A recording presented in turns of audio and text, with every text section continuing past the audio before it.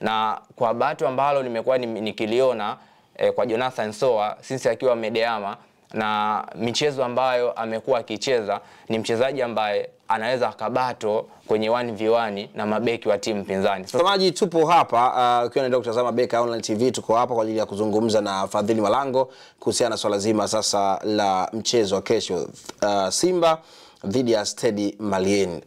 Tumeona mpinzani wake Young African akianza na matokeo. Inaongeza nini kwenye kikosi cha Simba kuelekea mchezo wa kesho? Cha kwanza mimi nachukulia kwenye upande wa niseme upande chanya ambao ni positive, kwamba unakwenda kuongeza motivation kwa kikosi kizima cha Simba pamoja na uongozi wao ili kuhakikisha kwamba wanapata matokeo mazuri. Mchezo wa kwanza Simba wameanza vibaya, tunaelewa, akiwa nyumbani dhidi ya ni Petro di Rwanda, wameanza vibaya kwa maana ya kupoteza. Kwa hiyo mchezo wa pili ambacho kinatakiwa ni kuweza kushinda. Utashinda vipi? Ni kuhakikisha kwamba unacheza kwa ubora mkubwa ukiwa na bench lako la ufundi ambao linaweza kubadilisha mbinu kutokana na mpinzani ambaye unakutana naye, lakini vile vile quality ya wachezaji ambao watakusaidia kuweza kushinda mechi. Kwa hiyo huu ushindi wa Young Africans ama sare ambao wameipata kwenye mchezo wa jana na hizi alama 4 ambazo wameziokota zinatoa motivation kubwa kwa klabu ya Simba pia, kwa sababu hawa ni wapinzani na tunaelewa kwamba mmoja akifanya vibaya anamcheka mwenzie lakini mwingine akifanya vizuri anamcheka mwenzie. Kwa hiyo ni vice versa. Kwa hiyo Simba anacheko saizi. Of course ukiingia mtaani kwa uzuri na sisi tunatokea hayo mazingira mtaani, tunaona hali halisi ilivyo. Yes, mashabiki wa Simba kwa sasa hivi wamenuna kutokana na timu yao namna ambavyo ina perform, lakini Young Africans wanachekelea, na miongoni mwa makundi ambayo tumewahi kuyatathmini kwa ubora mkubwa na tukatoa uchambuzi mkubwa ilikuwa ni kundi la Young Africans, lakini vile vile kundi la Simba. Tukasema kwa experience aliyokuwa nayo Simba katika mashindano ya kimataifa na timu ambazo anakutana nazo, kigogo mkubwa ambaye anaweza akampa challenge kwenye ile kundi alikuwa ni Esperance de Tunis, ambaye amemzidi kwenye vigezo ama vile zile rank za CAF na anaonekana ni mkubwa pale. Lakini mtu anayefuatia ni Simba. Wengi ambao walikuwa wanafuatia kina Stade Malien, kina wote Petro di Rwanda, wote walikuwa wanafuata chini ya Simba. Lakini Yanga pia tukadiscuss pia tukaona kwamba licha ya kwamba amekuwa na consistency bora kwenye mashindano ya kimataifa, lakini kwa hizi timu ambazo amepangwa nazo anaweza kukabiliana nazo, ingawa kuna mtu mmoja tu pale Ahadi ambaye pengine anaweza akampa changamoto, lakini kiwalisia kwenye timu zote ambazo alizowekwa pale Young Africans ni timu ngumu kweli kweli. Ili kuzifunga unatakiwa ucheze kwa quality kubwa kweli kweli, na ndio kitu ambacho amekionyesha Young Africans kwamba amecheza kwa quality kubwa na ameweza kufanikiwa kupata matokeo ya alama 1 pamoja na alama 3. Kwa hiyo hii nafasi nzuri ambayo ilikuwepo Yanga kwa sasa hivi katika mchezo miwili ambao amecheza ni motivation pia kwa Simba kuenda kufanya vizuri especially katika mchezo wa kesho. Stade Malien ni timu ya namna gani ambapo Simba anakwenda kucheza nayo siku ya kesho, na wazuri zaidi katika maeneo gani? Na ukitazama kikosi cha Simba unaona kabisa kwamba wanakwenda kupata chochote katika uwanja wa ugenini? Kwanza Stade Malien ni miongoni mwa timu ambazo zina historia pia kwenye soka la Afrika. Yaani ukianza kutaja mabingwa mashindano ya CAF huwezi kuacha kumtaja Stade Malien. Yes. Licha ya kwamba kwenye ligi ya mabingwa hajawahi kuwa bingwa, lakini kwenye kombe la shirikisho amewahi kuwa bingwa mwaka 2009. Kwa hiyo ni miongoni mwa timu ambazo kwenye miaka ya hivi karibuni imeweza kuweka historia kuwa mabingwa wa kombe la shirikisho. Lakini pia kwenye ligi ya Mali unaweza kusema wao ndio mabingwa wa muda wote, wamechukua mataji mara nyingi sana kwenye ligi kuu ya Mali. Lakini ni klabu pia ambayo imekuwa na consistency ya kushiriki mashindano ya CAF kwa maana Confederation pamoja na CAF Champions. Kwa hiyo sio timu ngeni, ni timu ambayo ina uzoefu. Inaweza ikawa ngeni machoni mwa watu ama masikioni mwa watu kwa sababu hawaifuatilii sana, lakini miongoni mwa timu ambazo zimekuwa zikishiriki sana haya mashindano ya Afrika, iwe ni Confederation ama CAF Champions League. Na ukitazama ubora wao mkubwa ambao unasifika, tunafahamu soka la Mali ama timu ambazo zinatoka Afrika Magharibi, kwanza ni nguvu na kasi. Stade Malien ubora wao upo kwenye eneo la kiulinzi zaidi. Ukitazama mchezo ambao amecheza na Esperance de Tunis wakiwa away, eneo kubwa sana ambalo walikuwa wamelimanisha ni eneo lao la kiulinzi. Esperance walicheza mpira mzuri, of course walipossess vizuri, lakini kwa nini hawakufanikiwa kuscore? Ni kwa sababu Stade Malien ilikuwa ni timu ambayo imeweka ukuta mgumu kwenye eneo lake la mwisho ili kuhakikisha kwamba hawapi nafasi Esperance de Tunis kutengeneza nafasi. safu ya ushambuliaji ya Esperance de Tunis ni bora kuliko Stade Malien, hilo halipingiki. Katika maeneo yote Esperance de Tunis ni bora kuliko Stade Malien, lakini Stade Malien walionekana ni bora kwa kutokuruhusu mechi kwa sababu walikuwa na mpango mkakati mzuri wa kiulinzi.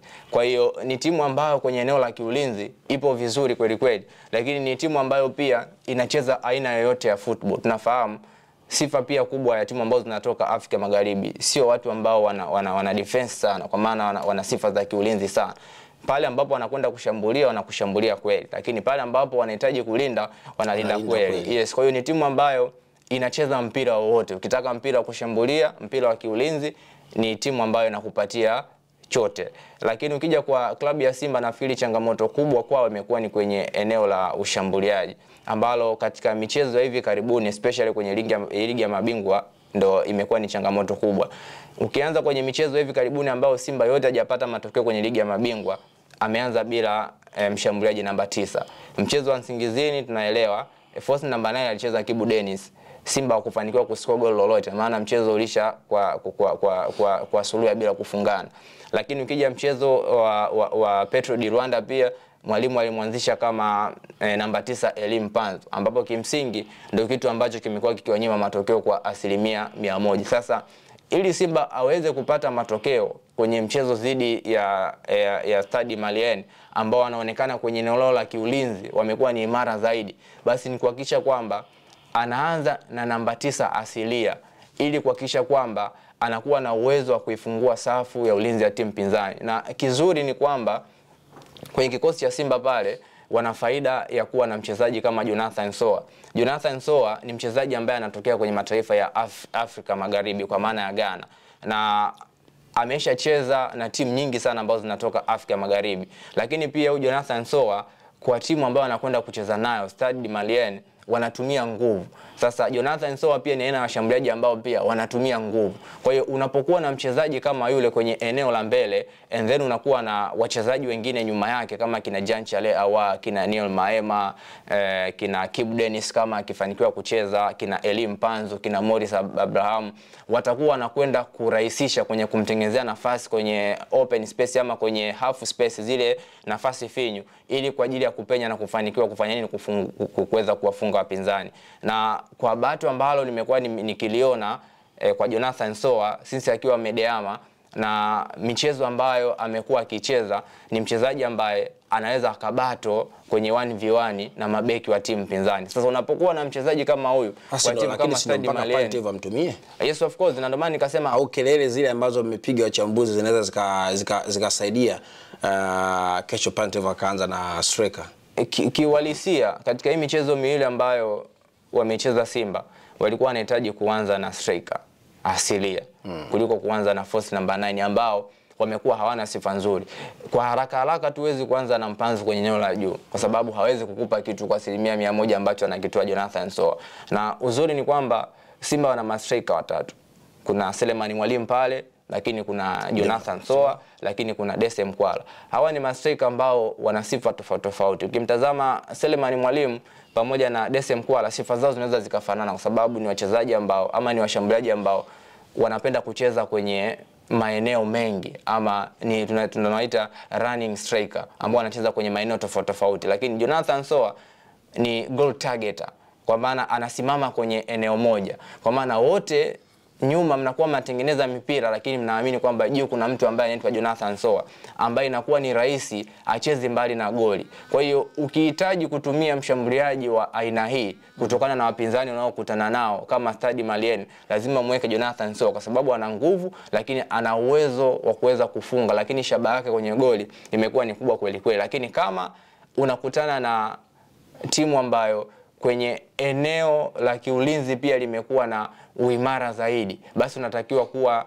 na wachezaji wengine ama washambuliaji wengine ambao wanafanya running nyingi sana, ambao wanaweza kupokelea mipira katika maeneo tofauti ya uwanja. Lakini kwa namna ambavyo Stade Malien nimewatazama wamecheza michezo yao, especially kwenye mchezo dhidi ya Esperance de Tunis, naamini Jonathan Soa ana nafasi kubwa ya kuanza na atakuwa ni mchezaji muhimu sana kwenye eneo la kushambulia. Dakika 90 unaziona Simba anaondoka na alama, au Simba anaacha alama, au Simba anaondoka na alama yoyote ile? huu ni mchezo ambao upo open. Simba anaweza kupata matokeo, lakini Stade Malien pia naye anaweza kupata matokeo. Umewatazama Stade Malien, umemtazama lakini pia umemtazama Simba. Umezungumzia ubora wa Stade Malien na ubora wa Simba. Katika lenki Simba na Stade Malien, Simba ni mkubwa. Yes, Simba ni kwenye mkubwa viwango vya lenki sasa. Yes. Lakini katikati ya uwanja kila mmoja na ubora wake. Simba safari anaingia kwenye michuano ya kimataifa, kwa mimi ninavyoona hana wachezaji wengi ambao wamecheza hizo tournament za CAF kwa muda mrefu. Ni tunakubaliana hapo. Ndio. Unawaona Simba akienda kuchukua alama yoyote? Yes, mimi nawaona. Simba anakwenda kuchukua alama. Namuona Simba akipata matokeo. Sawa. Mtazamaji wa Beka Online TV, huyo ni Fadhili Malango akiwa anatoa tathmini yake katika mchezo wa kesho, Simba dhidi ya Stade Malien ya pale nchini Mali. Amesema kwamba kesho Simba anaondoka na alama yoyote. Alama ambayo anaweza kaondoka nayo ni ama alama 3 ama alama 1. Kwa hiyo wao ni Simba wakienda kupoteza katika uwanja wa ugenini. Mimi ni Geoffrey Moses Kalunduka, rais wa Nyakyusa TZ Tanzania. Dondosha comment yako hapo, wewe unasemaje baada ya mchezo? Sote naye tena hapa atupe tathmini, kile alichokizungumza ndicho ambacho kimetokea ama la.